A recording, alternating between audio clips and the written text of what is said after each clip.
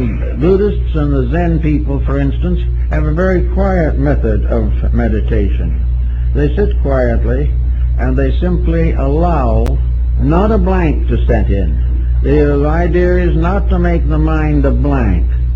The idea is to make the mind a gentle disciple, at the kneeling or seated at the foot of the reality within.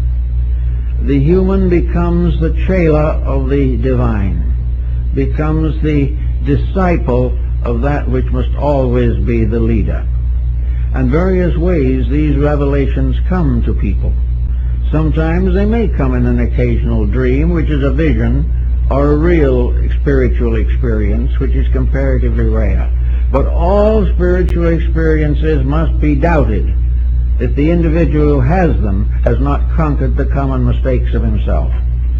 Anyone who believes an extrasensory experience, who is still incapable of the direct control of his own life constructively, must be afraid of imposture.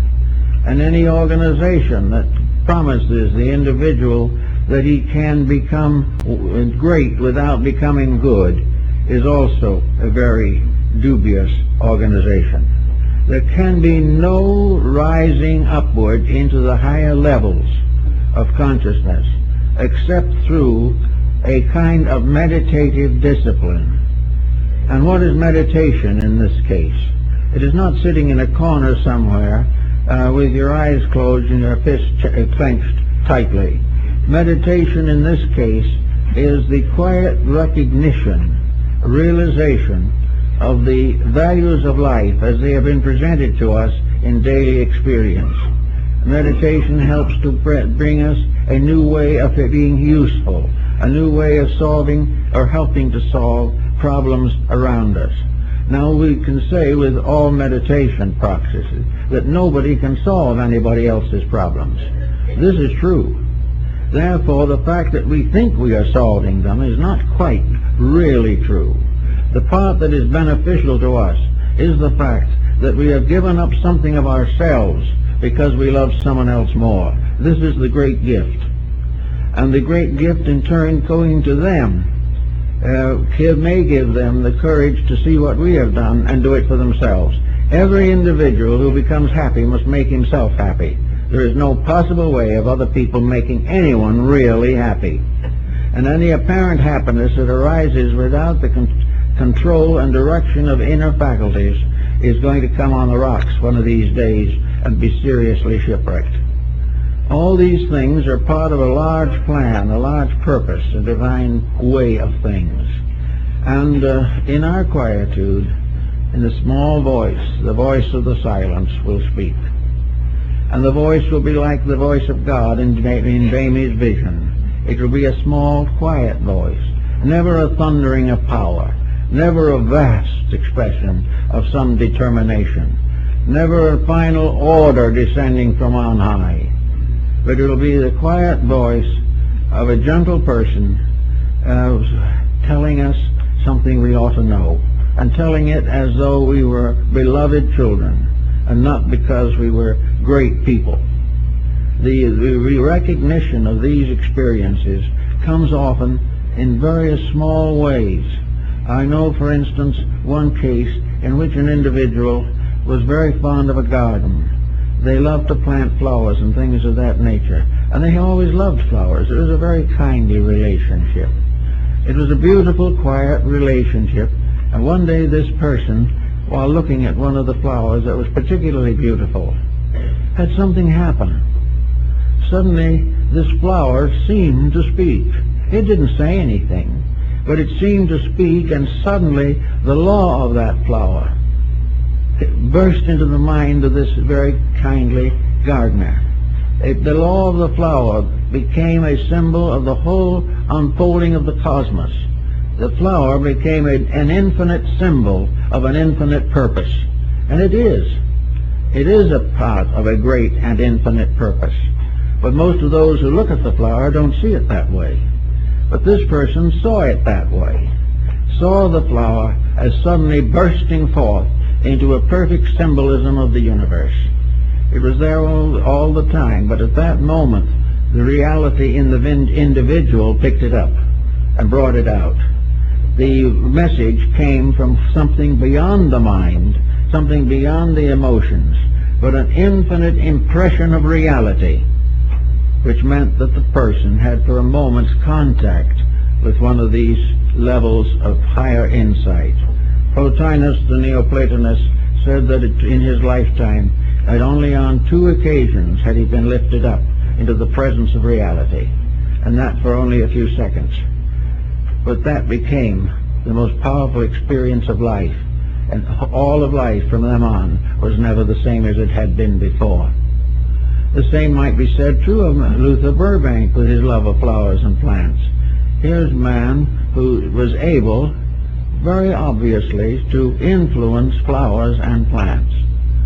I saw him one afternoon and we talked about these things, and he said that he could talk with the plants, and the plants answered him. And when he said he wanted them to do something, they did it. So several big universities sent classes and students and so forth to see how Mr. Burbank was taking the spines off of cactus so they could be used in the desert to feed cattle. And they did exactly what he did and got nowhere. And he explained that the reason they didn't get the result was because they hadn't talked to the flowers and plants.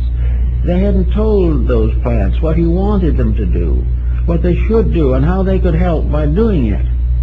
But if you talk with them and understand them, even in silence, you commune with them, not as little things with a root, but as reality, and wound up in a magnificent little mystery, that they obey. And he told me, he said, the only person I ever had that was able to do it was an old Chinese gardener. He said, this gardener watched me and listened, and from that time on he always talked to the plants, and they did what he wanted them to also. He said, you've got to understand life. Life is not you and nothing, or you and something that doesn't mean anything. And all the flowers and birds and animals and creatures of the universe are real. And to each level of man's thinking, some form of life becomes immediately instructive. And by accepting the instruction, a great new dimension of consciousness is achieved. This is the only way reality can be proven. It can't be proven in laboratories. It can't be proven in anything except all of nature. The very planet and everything that is on it bears absolute and eternal witness to reality. But the reality is not obvious to the person who doesn't know what the term means, or doesn't know what the experience of it means. To us, humanity is a unique thing, other things are different. We're now beginning to take a little interest in animal life, but at the same time, we haven't found the realities in these things. We haven't found that by looking at the most simple living thing, that we come face to face with a truth, a reality, an inevitable, which we can never influence, but which we can learn to accept and obey. So this is what really opening the door is. This is why the Indian went out and did vigil. He did vigil because he knew that the air was filled with life. He knew that everything that existed was real. Now he couldn't come back and explain all this to his fellow tribesmen, although most of them probably were sympathetic to it. But the proof of the fact was something else. The proof was that when he went out as a healer and sat and did vigil, the great ones, the true ones, sent symbols to him so that he would know what to do. And the fall, when he was up here with me, he said that a little light appeared somewhere on the earth around him, around a little plant, or a little flower, or a weed, or even some little small animal or creature. And he knew instantly that that which the light was around was the thing that was necessary to heal the sick man for whom he was praying. So he took this material, usually an herb, which he had never used before. He had no botanical knowledge, but he had seen in a meditation that this was it. And he took it and he made a tea with it and he gave it to the sick man. Then the reality proved itself. The man got well. That was the only reality that could be demonstrated. All the others could be, it may be a mistake, but if the man got well by a mystical experience, then that experience was real. And it's the same all the way along. We cannot get the positive demonstrations that we seek of all these things. The only thing we know is that the closer we can come to reality, the closer we come to peace, happiness, and health. And the further we get from reality, the more rapidly our problems multiply. Now, for those of us who are just, kind of going along on the way and haven't got too far, there are things we can do ourselves each day. We can begin to quiet the prominent causes of confusion. There is no meditation based upon some esoteric exercise that can ever work if the individual has not accomplished a transformation within himself. This was the highest phase of alchemy. Alchemy was to make gold out of base metals.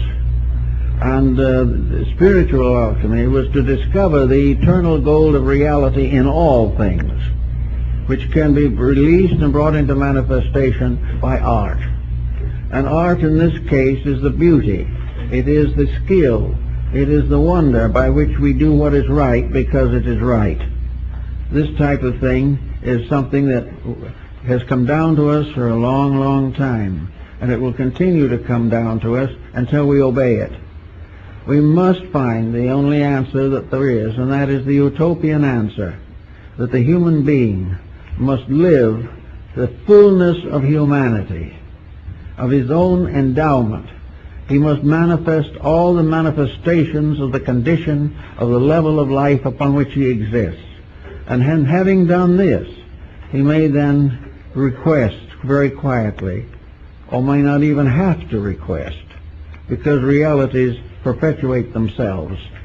We expect to go on to the next level of understanding and insight. We are held behind by the ballast of our own mistakes. And until we are able to master those and redeem them or restore the integrities in them, we will remain in trouble.